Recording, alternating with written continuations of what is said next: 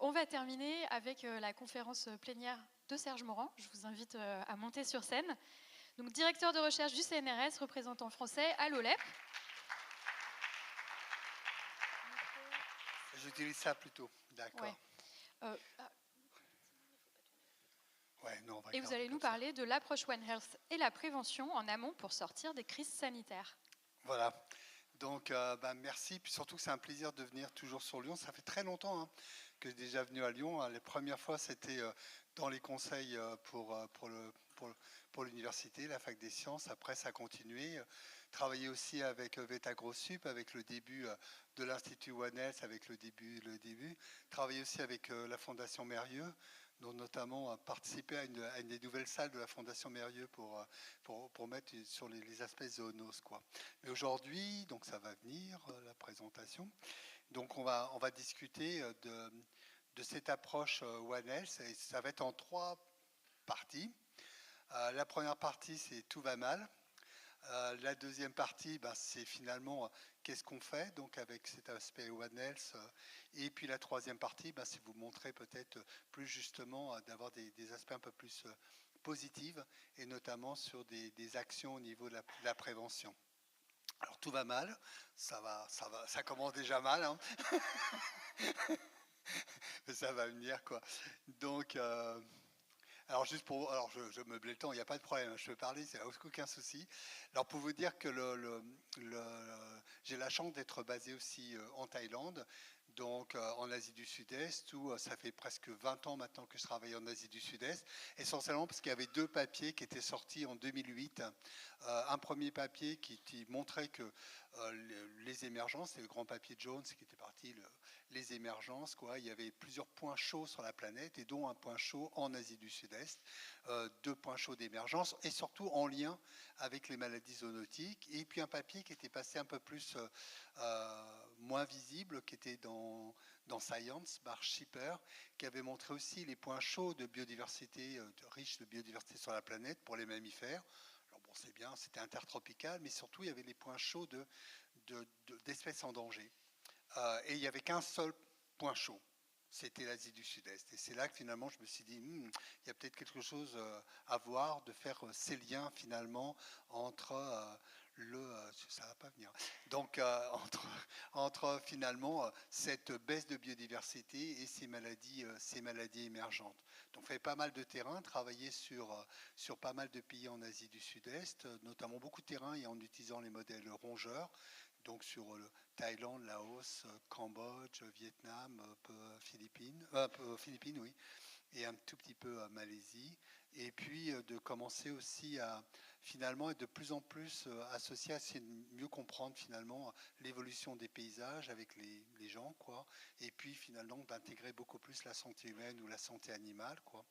Pour arriver, donc il y a 2 ans maintenant, 2 ans et demi, que le CNRS a proposé de faire une création ce qu'on appelle une IRL, c'est un laboratoire international de recherche, et qui associe le CNRS, 2 universités à Bangkok, Kasetsart University, une université plutôt d'agronomie et véto, quoi, mais foresterie aussi, quoi. Et puis une université Maïdol, qui est plutôt une université beaucoup plus généraliste. Et j'ai la chance d'être professeur associé dans une faculté de médecine vétérinaire, où je ne suis pas un véto, quoi, et professeur associé dans une faculté de médecine tropicale, où je suis pas médecin, quoi. Je pense que ça montrait aussi déjà l'intérêt bien avant de la part des Thaïlandais finalement d'accueillir quelqu'un qui était plutôt du côté de l'écologie, pour faire ce lien entre les santé humaines et les santé animales. Donc je ne sais pas si ça va démarrer. Alors, est-ce que j'ai envoyé un PDF qui n'était pas bon, ou je ne sais pas. Oui, on peut commencer, quoi. Donc je vais faire comme si ça. Alors là, voilà, on va voir la première image. C'était finalement, c'était de repartir. Avant le Covid, je partais toujours. C'était la prochaine peste, quoi. Puis c'est arrivé, quoi. Donc finalement, j'étais obligé de changer un petit peu mon discours, et c'était partir finalement. On assiste à une épidémie d'épidémie. C'est-à-dire que quand on reprend justement les données un peu ouvertes, souvent un peu difficile quand même, notamment sur la santé humaine, on s'aperçoit qu'on a vraiment une augmentation du nombre d'épidémies de maladies zoonotiques. touchant les humains, mais aussi on a une augmentation du maladie touchant les humains, mais plutôt de maladies vectorielles, quoi. Alors évidemment, on a des quelques pics hein, qui peuvent arriver, quoi.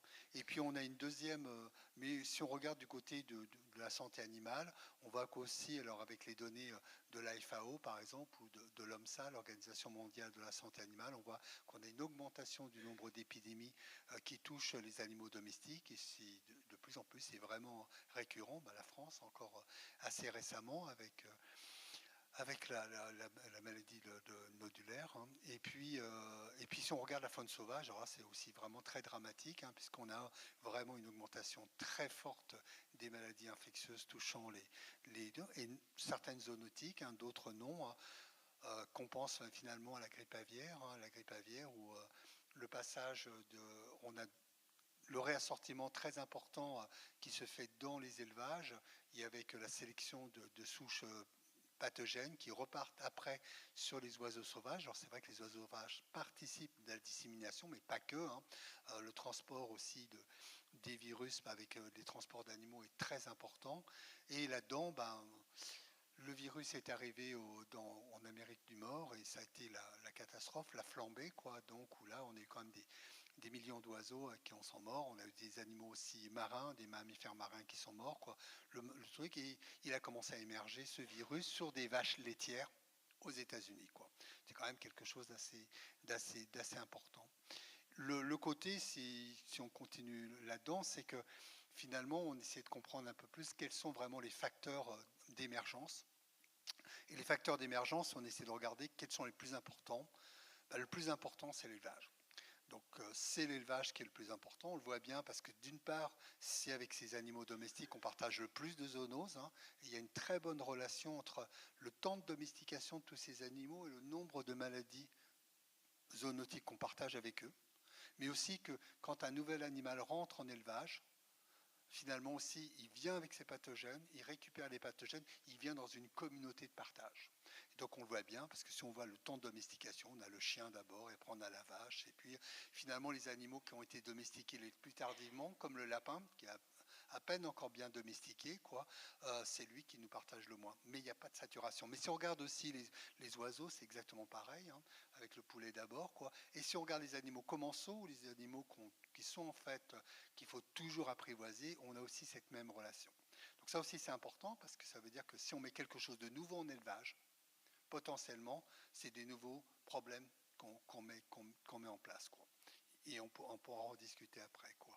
Donc ça, c'est le premier temps, et on le voit bien. Pourquoi aussi que c'est important? Parce que finalement, par rapport à cette augmentation des maladies, des épidémies ou de nouvelles maladies infectieuses qu'on détecte et qui émergent, quoi, on a aussi une augmentation absolument dramatique, hein, ça c'est un peu un peu importante, des animaux d'élevage, quoi.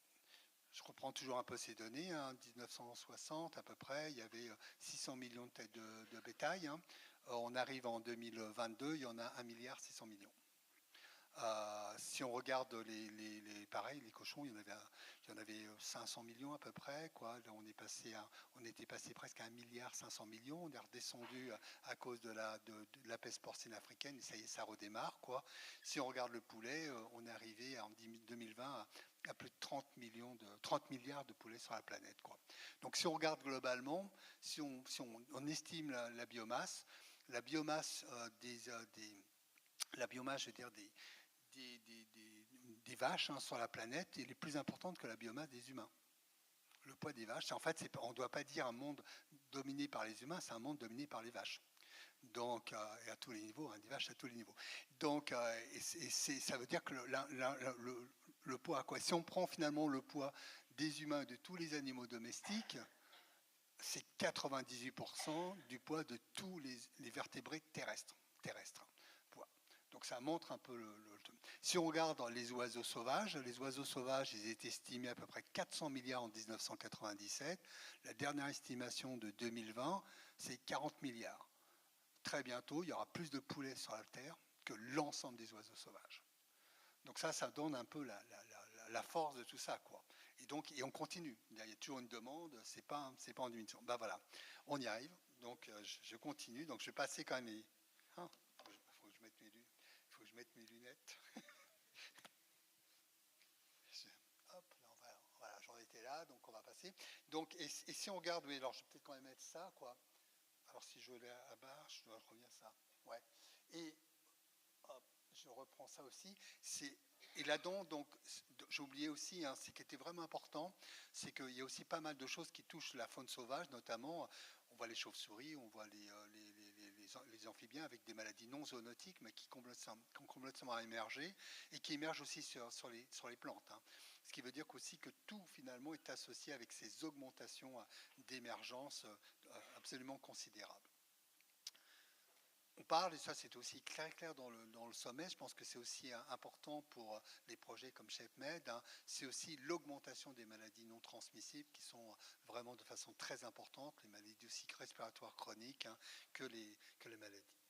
Dans un climat de changement climatique, on en discutait tout à l'heure, on va arriver sur un ENSO très bientôt, quoi. Enfin cette année, s'il est fort, ça va être une catastrophe, quoi.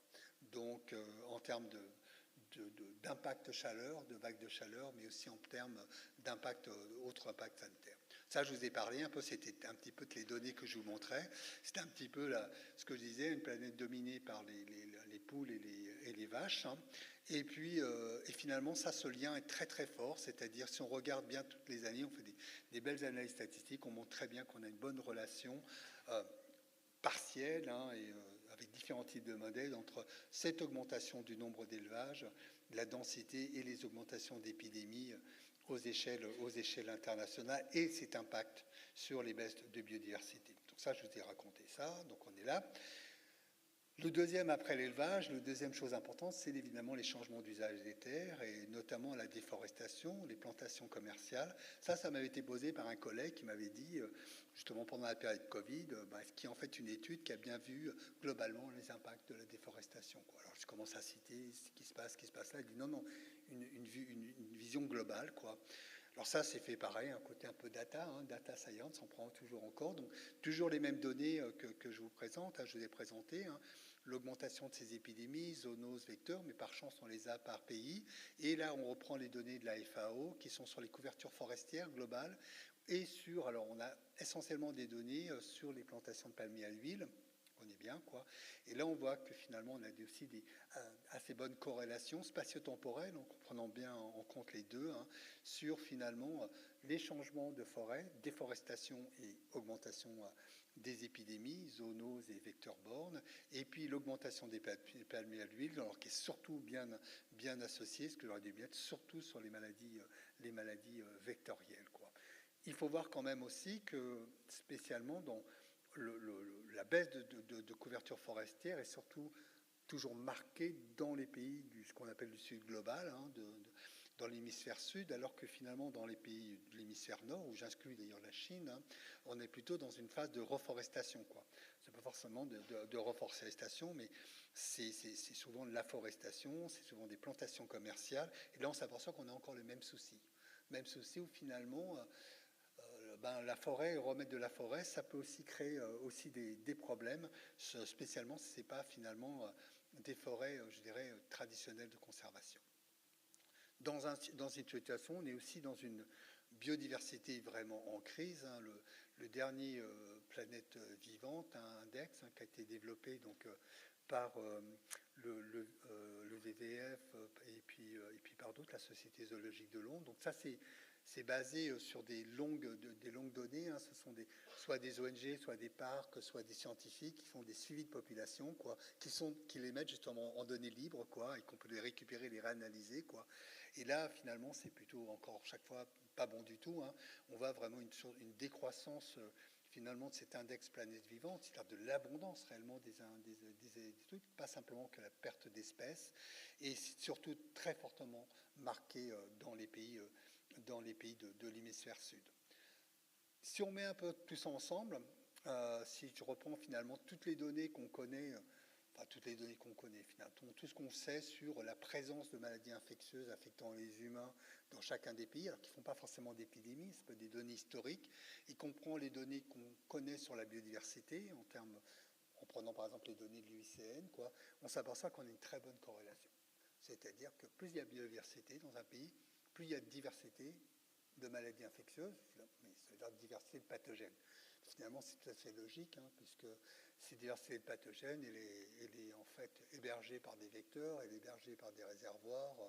Biodiversité égale biodiversité, mais ce qui veut dire que on les tue tous et puis on devrait être tranquille, quoi. Donc, ce qui apparaît de temps en temps, hein, dès qu'il y a une épidémie qui vient venant de la faune sauvage, la première chose, c'est qu'il faut faire un abattage. Hein. Donc, et finalement, c'est ce qui se passe, puisqu'on est, ce que vous avez montré avant, on est vraiment dans une phase de diminution de la biodiversité, d'extinction. Donc, finalement, je reprends alors plutôt les épidémies, et je les contrôle évidemment par ce nombre de potentiels, enfin ce nombre connu de maladies infectieuses dans un pays. Donc je contrôle, c'est-à-dire que finalement la valeur relative, hein, du nombre d'épidémies, quoi, par rapport au nombre des espèces en danger au sens de l'UICN, dans les critères de l'UICN, évidemment aussi contrôlé pour la diversité connue dans un pays. Disons que finalement les pays très riches en biodiversité, peut-être c'est là qu'il y a le plus de pertes de biodiversité. Pas forcément vrai, et là où il y a le plus d'épidémies, c'est peut-être dans les endroits où il y a le plus de maladies infectieuses déjà, quoi. Donc on corrige ça, et quand on regarde ça, et qu'on contrôle aussi un peu les aspects spatiaux et tout ça, quoi, on s'aperçoit qu'on a encore toujours une bonne corrélation, quoi. C'est-à-dire que par contre, plus on a d'épidémies, plus on a de pertes de biodiversité relative, plus on a d'épidémies. Donc ça nous pose quand même des questions, quoi. Ça veut dire que finalement, la biodiversité, c'est une source effectivement de pathogènes, mais la perte de biodiversité, c'est une source d'accroissement des risques de transmission. Donc on a, comme si avec la biodiversité, on perdait un élément important, c'est la régulation des maladies infectieuses. Donc un peu finalement comme on perd la régulation d'autres services, hein, qui sont la pollinisation, qui sont les services rendus par la nature. Et là, ça nous fait retravailler vraiment, hein, sur ces interfaces. Hein, qu'est-ce qui se passe au niveau de ces interfaces? Alors, je reprendrai le Covid parce que j'adore ce travail qui avait été fait par mes collègues, donc sur essayer de mettre en lien le temps d'émergence de tous les coronavirus qui infectent les humains ou le bétail, quoi, sur les millénaires passés, quoi. Et on voit finalement 3 étapes. J'ai refait avec 3 étapes. Hein.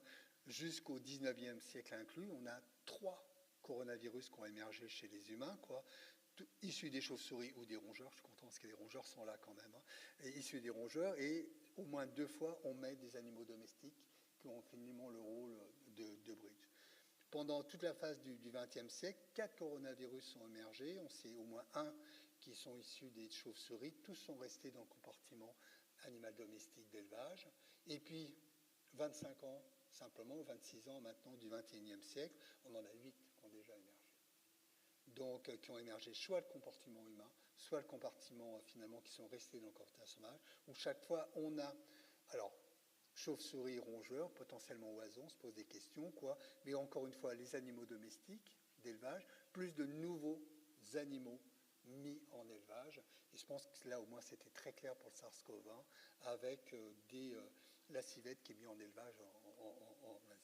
Et là, on fait vraiment ce lien, pour remettre avec ça, c'est imaginer qu'un coronavirus, alors on ne va pas discuter de comment il a émergé, quoi, hein, donc, mais on peut le dire d'un laboratoire en Chine, et qui passe sur la planète. Il passe sur la planète dans un an, même pas un an, il est sur tous les pays du monde, et après il repasse sur des animaux sauvages, qui sont aussi bien des animaux d'élevage, nouveaux mis en élevage quand même, les visons en Europe, hein, et on en a quand même abattu plusieurs millions, quoi, parce ça pouvait passer sur les humains, et c'est passé aussi sur le cerf de Virginie, plusieurs coronavirus avec des très fortes infections, quoi, et finalement on n'a pas encore d'exemple de repassage sur les humains, mais potentiellement on a une potentiellement zoonose qui peuvent s'installer au moins en Europe. Donc on est vraiment dans un système où on a ces points chauds, hein, finalement, d'émergence de maladies zoonotiques. Et je monte finalement l'Asie du Sud-Est, enfin, l'Asie où je passe. Hein. Finalement, ce cercle-là que je le fais tracer avec les étudiants. Il y a quand même la moitié de la population humaine vit dans ce cercle. L'autre moitié de la population humaine vit en dehors. Donc il faut voir qu'il y a une densité humaine très forte, surtout en ville, une densité d'élevage. Je vais montrer toutes les cartes, mais c'est vraiment élevage. Une diversité de faune sauvage, évidemment, elle est en forte taille. Donc finalement, dans un lieu où le space domestique est en train de s'élargir au sein de la biosphère, quoi, où là finalement on a tout ce lien entre les humains, les animaux domestiques, ou les animaux, enfin, y compris les animaux de compagnie, tous ces animaux péridomestiques, comme les rongeurs, et ceux qui aiment bien les humains, quoi, et puis les moustiques qui aiment bien les humains. Tout ça fait vraiment toute la bonne combinaison. Une faune sauvage qui est en diminution, donc c'est pas la faune sauvage souvent qui donne directement, mais c'est souvent finalement par une amplification qui se fait avec des animaux domestiques, mais ces animaux domestiques ont déjà cette habitude finalement de nous permettre d'anthropiser finalement les pathogènes qui passent dessus et de revenir dessous. On a de très beaux exemples, notamment, encore une fois, on entendait le chien tout à l'heure sur ce chien. Donc on est dans un système d'effets d'échelle et d'effets de connexion, c'est-à-dire le changement global a une influence directement sur le local, mais c'est le localement que ça émerge. On commence les épidémies, c'est du local, quoi. Et tout ça peut partir après en pandémique.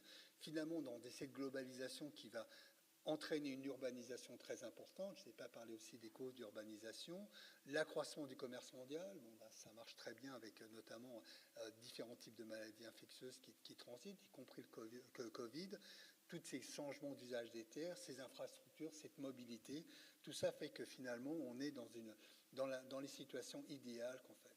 Donc on a voulu redémarrer sur le One Health, mais le One Health, je dirais qu'il n'est pas du tout récent. Alors pas dans sa définition actuelle, telle qu'on y a participé avec OLEP, mais finalement dans sa dimension historique. Alors pourquoi je parle de racines coloniales? Essentiellement parce que finalement j'ai eu la chance de découvrir cet ouvrage qui était daté de 1938, qui était fait par les scientifiques, qui était une évaluation de quelle science il fallait pour l'Afrique. Et donc avait été repris d'ailleurs par Tillet en 2012, qui le présentait comme le network, le réseau colonial scientifique de la gestion environnementale. Et quand on regarde ça, on voit tout en haut, en fait c'est Shep, ShepMed. On voit l'anthropologie, la population, les maladies humaines, la médecine en général, et on descend avec l'entomologie, la zoologie, la botanique, les sciences du sol, les cartes. Les surveille, tout ça, il faut avoir que la météorologie, la géologie, et on remonte avec des tas de sciences connexes appliquées. Finalement, le lien entre ce qu'on disait l'homme à l'époque, les humains, les animaux, les plantes et l'inorganique. C'est un diagramme One qui est 1938 quand même. Donc, mais on retrouve dans certains discours de certains instituts de recherche, on est un peu dans ce débat-là. Et puis quelqu'un que je trouve qui est super essentiel pour les gens qui travaillent en écologie, c'est Huxley, dans Julian Huxley, donc, qui est le petit-fils de Huxley, qui était le bulldog de Darwin, donc, et qui, lui, était très impliqué, alors surtout dans la communication, le 4e C, quoi, vraiment cette communication scientifique, mais aussi dans l'évaluation. Donc il avait créé déjà dans le 1920 dans le comité pour l'éducation des natifs de l'Afrique tropicale, quoi. Donc c'est aussi pareil, le service d'éducation des colonisés, quoi. Mais quand même de façon intéressante, qui disait qu'il fallait que tous les problèmes de biologie appliquée, ça devait faire vraiment avoir une référence à l'écologie, quoi. Donc ça, c'est qui était intéressant. Il écrivait aussi à la fin, ce que j'ai mis un peu en rouge, quoi, que tous ces problèmes, quoi, finalement, notamment des maladies qui affectent les humains et les animaux domestiques, devaient se mettre en lien avec les abondances et la perte des animaux sauvages, avec les problèmes de migration des cycles. Alors, il faut savoir que Julian Huxley aussi, c'était le trésorier de la Société zoologique de Londres, le cofondateur du WWF, donc on voit d'un seul coup ce que vous avez présenté, le Living Planet Index, le président de la Société eugéniste Bretagne, quoi, de Grande-Bretagne, quoi, le premier directeur général de l'UNESCO, qu'on verra tout de suite après, et l'initiateur de la création de l'UICN, qui est toujours vraiment très présent. Et je reprendrai l'UNESCO parce qu'on oublie ça aussi, cette conférence qui a été faite en 1968, qui a été un panel d'experts, donc gouvernance internationale, sur les bases scientifiques pour un usage rationnel et conservation des ressources de la biosphère.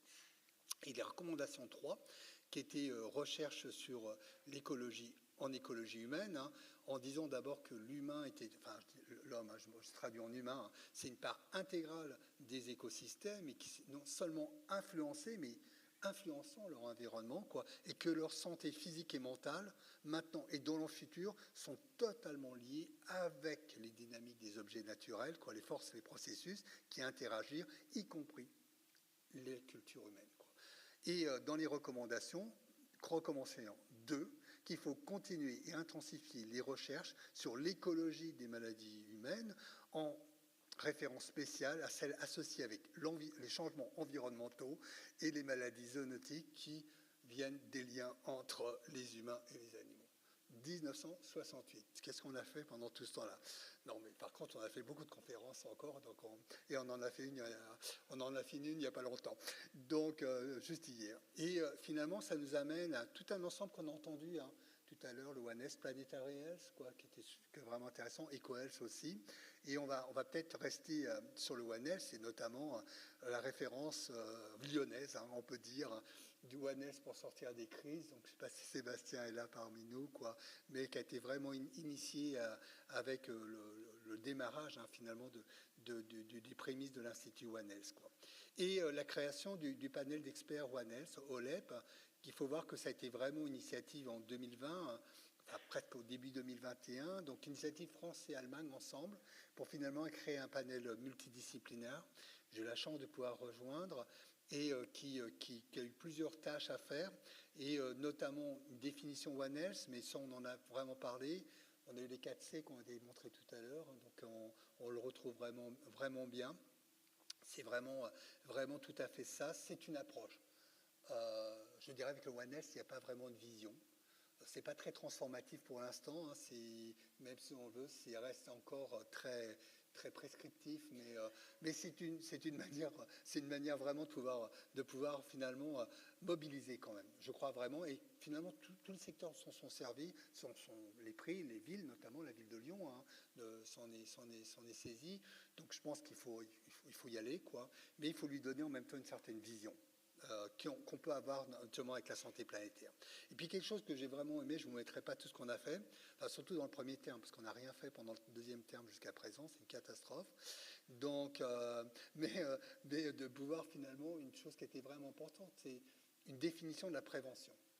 Et finalement d'éviter d'avoir une prévention, et là on utilise un autre terme, c'est le PPR, c'est prévention, préparation, réponse. Et finalement, on sépare la prévention pour la mettre beaucoup plus en amont.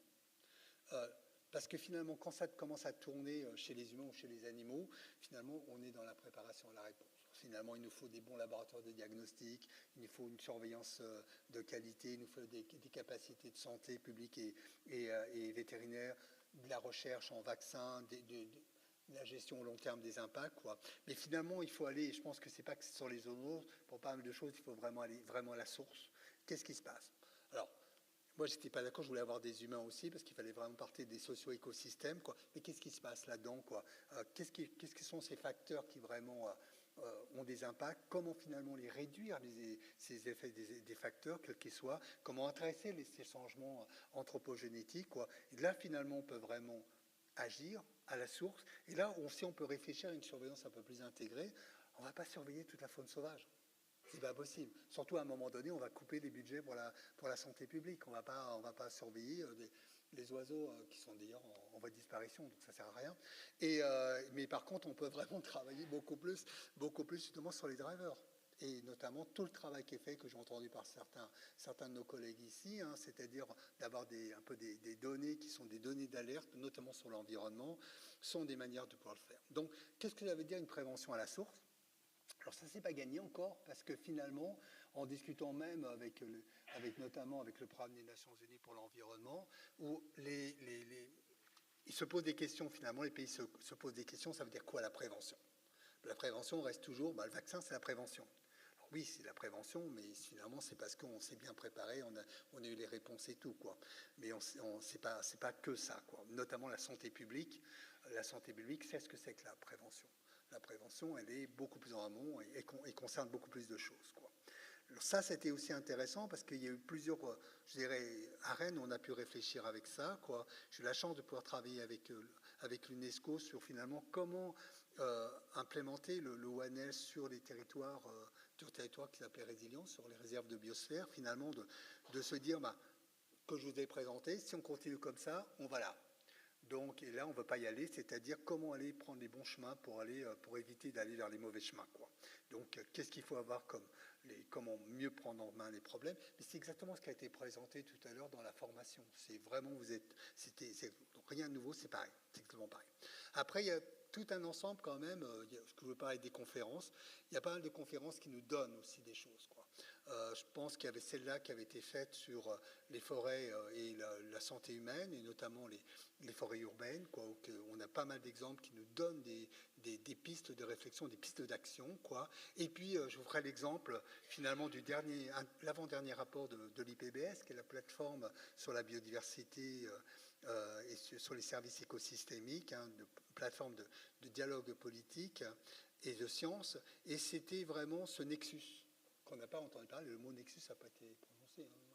Ouais. Et sur, finalement, la biodiversité, l'eau, l'alimentation et la santé, et notamment avec le changement climatique. Alors, c'est énorme, il y a un gros travail, mais finalement, dans le truc qui nous avait travaillé, enfin qui était dur à comprendre qu'est-ce qu'ils voulaient au départ, mais où ils nous ont conduits, et qui était très bien, parce que moi je faisais partie du chapitre « Quelle est la contribution du secteur santé au Nexus ?» Et finalement, il fallait qu'on trouve aussi des meilleures réponses options, c'est-à-dire les meilleures politiques ou les meilleurs projets qui peuvent finalement prendre par un secteur, mais qui ont des implications sur des autres secteurs. Donc, moi, je vous apprends simplement que alors, on a tout, finalement, on en avait 65, je crois, un truc comme ça, ou 70. Et puis, à partir de là, moi, je vous extrais uniquement, donc c'était cette grande roue de tous ces facteurs et comment ils contribuent sur les différents éléments du Nexus.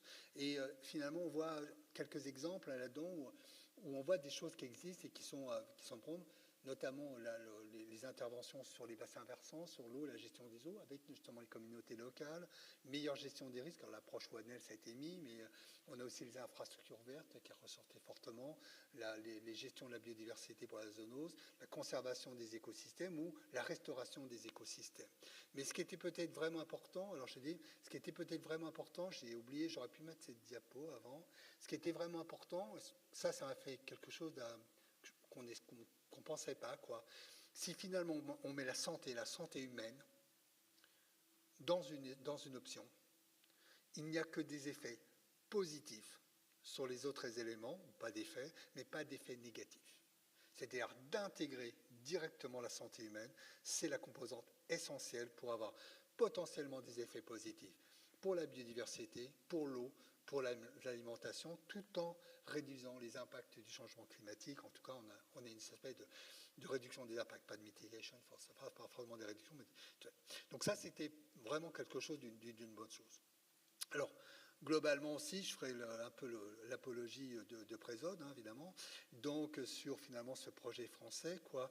Mais peut-être sur le côté, que je serai aussi dans Nature for Health, c'est ce côté où finalement ces 4 tâches de travail, mieux comprendre les risques, développer des solutions pour réduire les risques, c'est vraiment de la prévention, la biosurveillance, ça c'est pour certaines institutions, et puis tout ce qui est les aspects un peu finalement cross-cutting, c'est-à-dire de mettre un peu du lien entre tout ça, quoi. Notamment le dialogue sciences politiques, l'inclusion du genre et des minorités, des groupes minoritaires ou de l'inégalité, quoi, de l'injustice, quoi, et tout ce qui est le training académique. Donc ça, on a vraiment besoin de vous aussi pour alimenter tout ça. J'ai la chance de pouvoir être le co-PI avec la directrice c'était l'ancienne directrice au département du Disease Control du ministère de la Santé thaïlandaise, Dr Sawapak, Dr Joub, qui était présente d'ailleurs justement pour le Présode ici, qui associe Thaïlande et Laos. Alors, le projet, c'est ça, c'est de travailler vraiment aux provinces frontalières. Alors, on a la chance que ces provinces ont déjà fait des agréments entre eux, quoi, et de travailler vraiment aux interfaces, je dirais, faune sauvage, faune domestique et écosystème, et de développer des innovations. Et donc, c'est basé finalement aussi, la chance, sur finalement pas mal d'années, ou presque 20 ans, où je travaille en Asie du Sud-Est, justement, sur ces liens entre biodiversité et conservation. Travailler aussi vraiment aux échelles locales. basé sur ça, et donc on garde finalement ce côté-là, où on a développé avec des communautés locales, avec les administrations locales, un observatoire qu'on appelle social-écologique de biodiversité santé, où là finalement on est à la fois avec un engagement communautaire, un engagement avec des administrations, développer des projets, quoi, où finalement on lie à la fois les aspects techniques et les aspects de biodiversité. Donc finalement avoir travaillé tout un côté d'engagement, quoi. C'est-à-dire on a publié d'ailleurs tout ça, c'est-à-dire comment mieux formuler un problème. Donc c'est vraiment une méthode un peu system thinking, mais vraiment du côté local, développer les protocoles, l'implémentation du design, quoi, de ces protocoles, les aspects éthiques et d'engagement communautaire, hein, et après la réalisation, les analyses, les recommandations, la translation, c'est chaque fois pareil. Donc finalement, comme on a démarré là, on écoute les relations, les organisations internationales, comme on est avec OLEP et tout, on est très top-down, hein, on est là-haut, on descend sur les pays, quoi, et généralement ça s'arrête un peu, ça ne va pas jusqu'aux communautés. J'ai la chance de pouvoir beaucoup de faire du terrain et de partir du local et de remonter. Et on a fait le projet à Samco, le kick-off meeting dans un des villages aussi, quoi, Sopkoun, où finalement on a même les enfants à participer, quoi. Et on travaille justement avec des aspects participatifs, alors aussi bien avec les communautés, les villages volontaires, l'instituteur et le dispensaire, qu'avec tout autour, parce qu'il y a tout un ensemble de parcs, notamment les parcs nationaux différents, où on peut y avoir aussi des conflits, mais aussi des collaborations. Et de beaucoup travailler, alors c'est aussi pareil, une forme de connaissance, c'est finalement le travail écologique, les connaissances écologiques locales. Là, ça pose des questions pour le data, quoi, puisque finalement, ça, c'est comment faire reconnaître la propriété des données écologiques locales, quoi. Alors, ce qu'on appelle, c'est pas du faire, c'est du care. Le faire, c'est on travaille sur l'open, c'est l'accessibilité, on veut les données, quoi. On va avoir accès à les données. Le care, c'est la reconnaissance de la propriété des données, et la propriété par les constitutions, par les locaux, quoi. C'est-à-dire qu'on est d'un seul coup beaucoup plus sur la reconnaissance de la capacité des locaux de produire des données, mais aussi d'être crédités de leurs propres données et de les protéger, quoi. Donc les projets, donc ça va être ça, c'est essentiellement un projet, enfin deux projets. Un projet qui est supporté aussi par les ANR, qu'on appelle Rewild for Health, qui finalement utilisait un système qui est absolument exceptionnel en Thaïlande, c'est les communautés forestières, les communautés forêts communautaires, qui ont été inscrits dans la constitution thaï en 2019. Ce sont des vrais communs. Ce sont des forêts protégées, mais qu'on donne à gérer directement par les communautés qui, eux, vont développer une gouvernance, c'est-à-dire des droits d'accès et d'usage, et même de punition par rapport à un mauvais usage par des membres de leur communauté, quoi. Donc ils en sont d'ailleurs très fiers, quoi. Donc finalement, c'est une association de ce qu'on appelle le droit dur et le droit mou. Donc d'un point de vue gouvernance, c'est relativement intéressant. Et nous, on s'est intéressé d'une part à pouvoir savoir à quoi finalement les forêts communautaires et la reforestation communautaire est bon pour la biodiversité, mais aussi finalement est bon aussi pour réduire les risques zoonotiques. Ce que je vous ai montré, quand on enlève tout, ça va mal. Donc finalement, si les animaux sauvages reviennent, ça devrait aller mieux, quoi. Donc on a quelques éléments qui nous donnent que oui, on augmente la diversité de pathogènes, mais on diminue finalement les risques de transmission. Donc c'est vraiment ça, et on l'associe finalement avec tout un autre projet qui est finalement de montrer que c'est vraiment des solutions basées sur la nature, parce que ça répond vraiment à des exigences de bien-être et de local, ça a des exigences de biodiversité, mais ça l'ouvre un peu plus avec le One Health, finalement en redonnant aussi du pouvoir aux communautés locales, en utilisant finalement l'approche One Health, en leur disant qu'ils peuvent être des acteurs One Health, et finalement ça leur redonne encore plus de pouvoir sur finalement leur gestion communautaire, en intégrant avec les différents secteurs qui sont les secteurs de la santé, mais qui sont aussi les secteurs de la foresterie ou des aires protégées. Donc on utilise tout un ensemble de systèmes. Je vous laisse un peu voir ça, mais c'est vrai qu'on s'amuse. En termes d'écologie, j'avoue que je m'amuse pas mal avec aussi bien du lidar, du son, des caméras trappes, des choses comme ça. Et là, je vous montre quelques petites photos. Là, je ne revenais pas au début parce que finalement, quand on a commencé à faire des questionnaires, enfin pas des questionnaires, je faisais des interviews avec les locaux, quoi. Bon, j'attrape les rongeurs, donc c'est un peu un chasseur pour eux, un mauvais chasseur, mais je sais qu'en tant que chasseur, on exagère toujours un peu, donc ils me disaient un peu les animaux qu'il y avait, moi je n'y croyais pas du tout, quoi. Je connais, hein, moi aussi j'attrape des rongeurs qui deviennent grands comme ça, quoi. Mais finalement, regarde ce qu'on observe, et ça c'est à 500 mètres d'un village, hein, du pangolin, de la civette, des ours asiatiques, absolument extraordinaire, et finalement pas une chose. Donc ça c'est le premier projet. Deuxième projet, c'est de travailler aussi vraiment sur les vaches.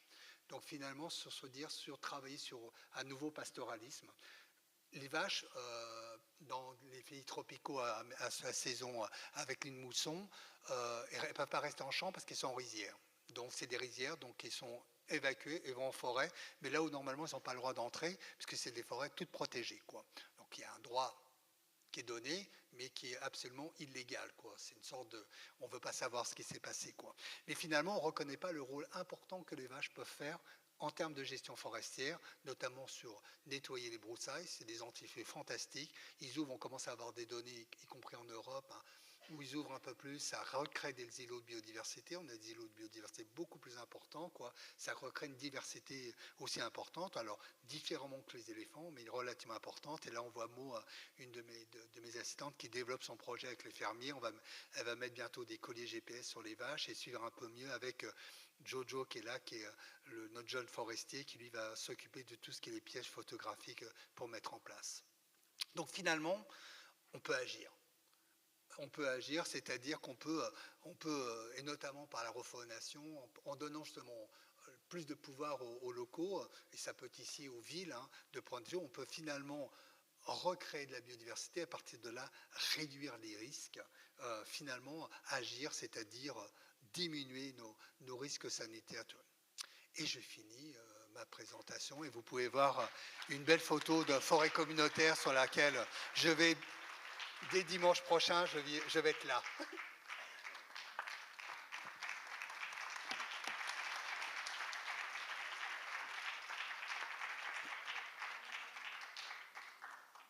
Ça va, c'était bon temps. Est-ce qu'on a des questions? Donc, comme d'habitude, levez la main si vous avez des... Ah, il y a une question là-bas.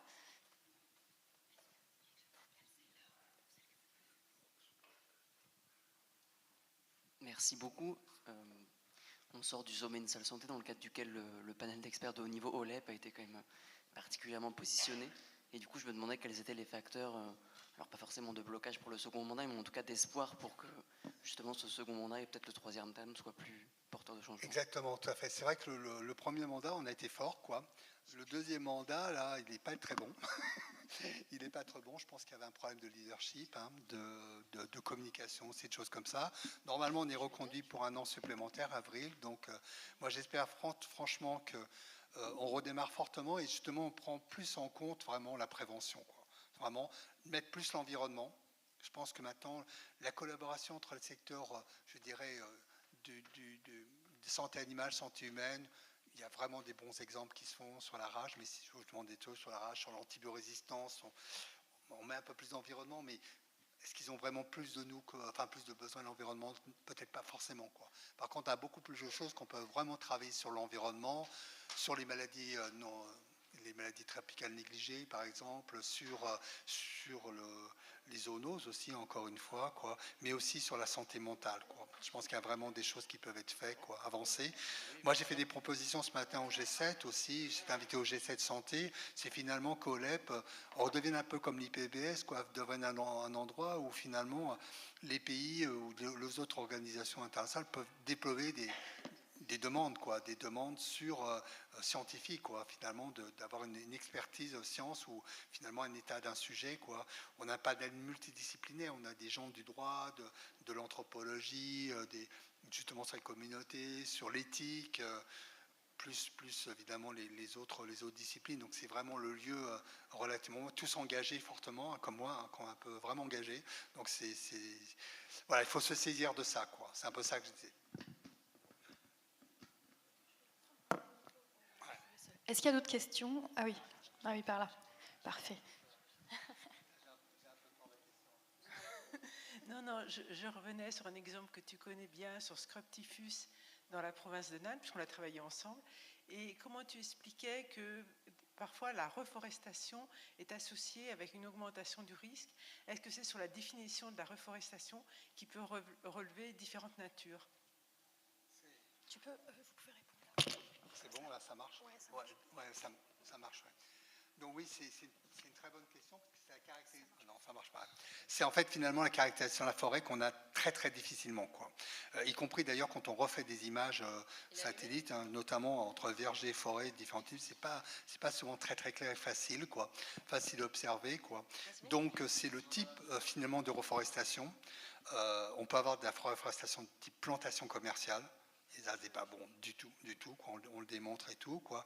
Et potentiellement, c'est pas forcément des effets purement linéaires, quoi. Je pense que le travail de Nolwenn Blasch, qui était notre merveilleuse doctorante, vraiment, qui a fait vraiment avancer les choses, quoi, et démontre que c'était plutôt des aspects finalement qui étaient en U renversé.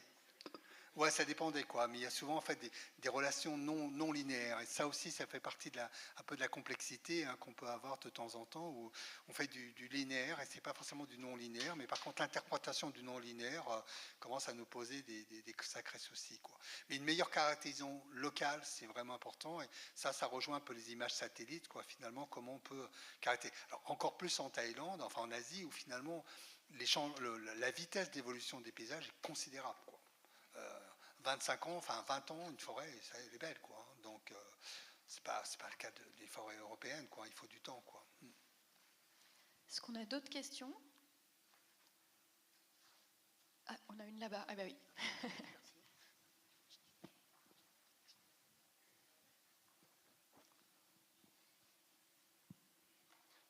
Oui, merci Serge pour cette présentation et merci pour le clin d'œil au livre. C'est peut-être en dehors finalement de ta conférence, mais peut-être ton retour et ton expérience internationale aussi sur les 2 jours qui se sont passés à Lyon, comment tu as reçu le sommet et le lien entre le colloque scientifique et les recommandations qui ont été utilisées. Enfin, c'est vraiment à chaud, hein. Ouais, Comment tu perçois ça? Merci. Voilà, merci. Ouais. Alors, premièrement, l'intérêt finalement qui a été fort, c'est de rassembler autant de monde. Ça, je pense que c'est quand même quelque chose d'assez exceptionnel, d'avoir aussi très diverses, avec une forte représentation aussi finalement des gens qui portent des choses, pas que des scientifiques, hein, finalement. Hein. Ça, c'était vraiment intéressant, ministériel aussi niveau, quoi. Donc ça, c'est la première chose qui était vraiment très importante. Il s'est passé aussi des sessions qui ont été vraiment importantes, hein, notamment, je pense que le financement du One Health, les villes, hein, suivi sur les villes, était vraiment territorial, quoi. Certains passages de la conférence scientifique où c'était finalement pas beaucoup de scientifiques qui parlaient quand même, il faut le reconnaître. Hein. Donc c'était quand même des gens qui parlaient pour les scientifiques. Donc ça aussi c'est toujours un peu gênant quand même.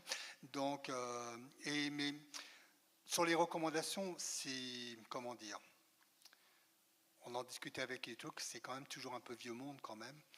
Donc, et pas vraiment ce qui nous attend maintenant, quoi, avec la recomposition totale, quoi. C'est le premier point. Là, je dis crûment, je trouvais ça, enfin, le discours final, quoi, particulièrement, enfin, dire que la France n'est pas un modèle quand même. Hein. Donc, surtout en ce moment, on a la même politique finalement que les États-Unis en termes de diminution des soutiens pour l'aide publique au développement, mais à la recherche. On déstabilise complètement les lois environnementales et puis on dit le contraire au niveau des autres pays, quoi. Donc là, je pense qu'il y avait quand même plusieurs soucis, quoi. Mais bon, je pense que le protéon, ça c'est pour tout le côté franco-français, mais je vais en discuter moi pas mal avec mes collègues à l'étranger, quoi, avant le point. Moi, je vois les gens d'OLEP qui étaient venus, ils étaient plutôt contents parce que voilà, il se passait des choses. Donc, je pense que c'est là, faut qu'on passe au côté d'après, quoi. Et c'est ça qui est vraiment important. Et là, peut-être il y a des choses. Le One Health. Je pense que sur les datas, ça a été discuté, mais je pense qu'on a encore un peu manqué le coche de comprendre ce qui s'est passé, notamment avec la contre-révolution Trump, hein. C'est de voir que les pays, notamment, je vois en Asie, hein, c'était très clair, il y a une demande de la souveraineté des datas. D'abord, ils veulent leur souveraineté des datas avant de les partager. Et c'est très clair aussi, très déplorable, hein, ce qui a été dit sur les datas, que finalement, il faut avoir un open data, notamment les séquences des virus et tout. C'est exactement l'inverse que disait le directeur de l'African CDC, donc le CDC africain, où il a repris la période d'Ebola, hein, 2012-2013. Des gens qui meurent, plein de gens en train de séquencer en réel et tout ça, quoi. Il ne se passe rien. Un Américain commence à être infecté et qui ramène. Comme par hasard, il y avait des drogues, il a été soigné. Et là, l'African CDC a dit non, toi. C'est-à-dire que on avait pris tous les séquences, on avait fait tous les trucs, et finalement, eux, ils payent, les gens payent. On a été aussi pareil avec le Covid-19, ça a été la même chose. Hein. Le président de Madagascar a accusé l'Union européenne d'apartheid vaccinal. Donc finalement aussi, c'est aussi cette question-là, c'est-à-dire que si on n'a pas une réflexion très forte, et c'est pour ça que le traité sur les pandémies est en train de bloquer, comme finalement sur la CDB, la Convention sur la diversité biologique, c'est sur l'accès, le partage des ressources et donc des données. Et là, ça veut dire que si ça, on n'a pas réglé ça, là, on va dans le mur, quoi. On va vraiment dans le mur. Et je pense que là, on a encore raté quelque chose d'important parce que ça, c'est la vraie demande des pays, quoi. Donc, on a une sorte de vision top-down de certaines personnes qui connaissent tout sur tout, quoi, et finalement qui ne partent pas sur des problèmes très concrets, des pays qu'ils exposent très, très concrètement en ce moment, quoi. Donc, et je pense que ce qui se passe ici, ce qui se passe dans la ville de Lyon, moi, j'en suis beaucoup plus fier. Et ça, je vais plutôt le reproduire ailleurs. Je pense qu'on va terminer là-dessus. Merci beaucoup, Serge. Vous pouvez venir poser des questions pendant le cocktail. Merci, Serge. Alors, c'est maintenant l'heure du prix du poster. Donc, le jury a voté. Nous avons 2 posters qui vont recevoir un prix. Alors, le deuxième prix du poster, peut-être un petit roulement de tambour, j'y arrive pas. C'est pour Manon Gouez pour le projet Aigle. Manon ? Est-ce que Manon est quelque part ? Non ? Eh bien, Manon n'est pas là. Bon, on garde le diplôme. Ok. Espérons que le premier prix du poster sera là. Donc, le premier prix du poster, je vous propose de faire un roulement de tambour un petit peu, là, comme ça on se réveille avant le cocktail. Voilà. Le roulement de tambour, le premier prix du poster est attribué à Thomas Coudon pour le projet Paul Harlem. Et Thomas est ici, bravo.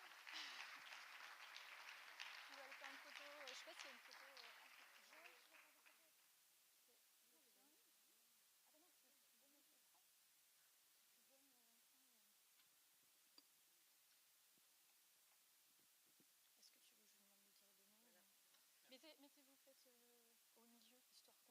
Hop là. Tiens, ici, fais une photo de remise de diplôme de bravo.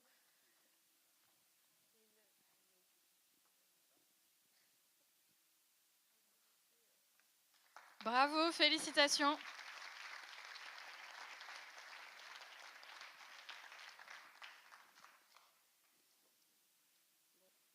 Et c'est le moment maintenant, juste avant le cocktail. Alors oui, attendez, hop là, voilà. De conclure la journée. Donc on va entendre quelques mots de conclusion. D'abord, donc je vais redemander à Serge Morand de remonter. D'abord de la part de Serge Morand pour quelques petits mots de conclusion sur cette journée.